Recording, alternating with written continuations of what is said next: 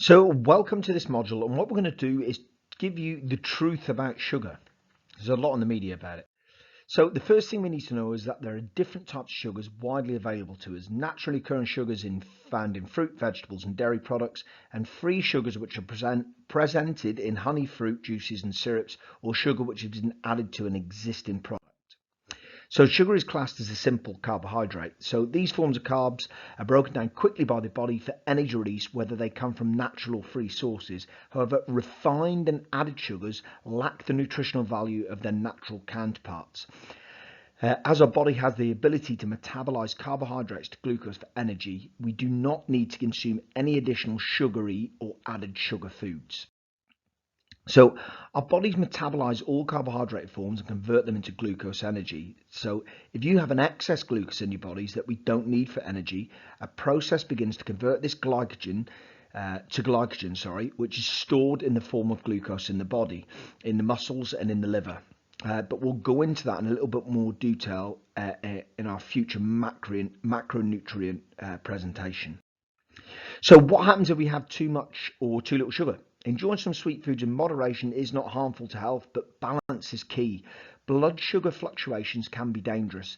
Insulin plays a huge role in the regulation of glucose in our bodies, and it's important to know about this.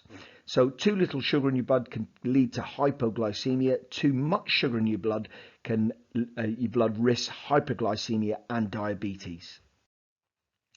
So insulin, it's produced in your pancreas. It's a hormone that transports sugar, i.e. glucose, from your blood into cells to be used as energy.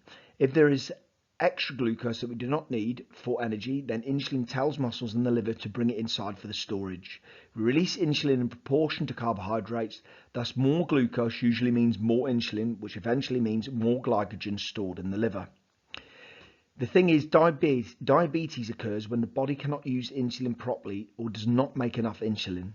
Type 1 diabetes, the body can't make insulin, so it must be injected to control blood levels. Most people with type 1 are born with it. It's something that happens. Insulin resistance is when the cells in your muscles, fat and liver don't respond well to insulin. So type 2 diabetes, the body has become resistant to the effects of insulin, therefore the body overproduces insulin to keep blood glucose levels normal. With this, after many years of overproduction, the insulin producing cells in your pancreas burn out. But the good thing is, this can be helped with lifestyle changes. So hyperglycemia is the term used when there are high levels of sugar in the blood.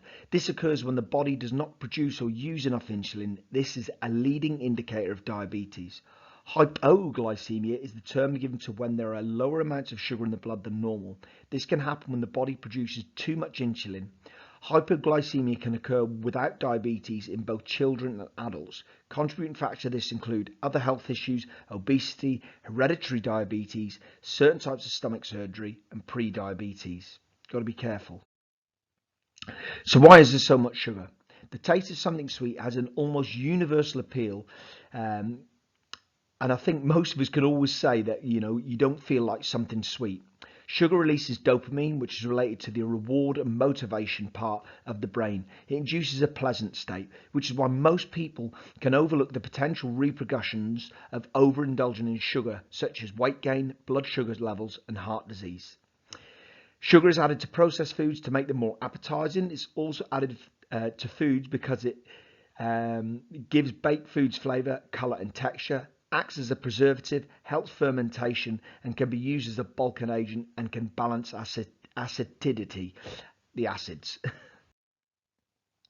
So when checking food labels, what we should be looking for. Sugar can go by a lot of different names depending on its source and how it was processed or manufactured. There was probably 56 types at my last count. This can make it more difficult to identify them when reading ingredients list on labels. Here are some names you should look out for. Words ending in O's, so OSC, dextrose, fructose, maltose and glucose, cane juice syrup, corn sweeteners and high fructose corn syrup, concentrated fruit juice, honey, maple and molasses. So sugar in the body. In relation to sugar, your body is on a constant state of alert when it comes to regulating blood sugar levels. The more you challenge it by making unwise food choices, the more stress you're putting it under. Stabilising your blood sugar levels just takes a bit of determination and some conscious decision making to lower the amount of sugar in your diet.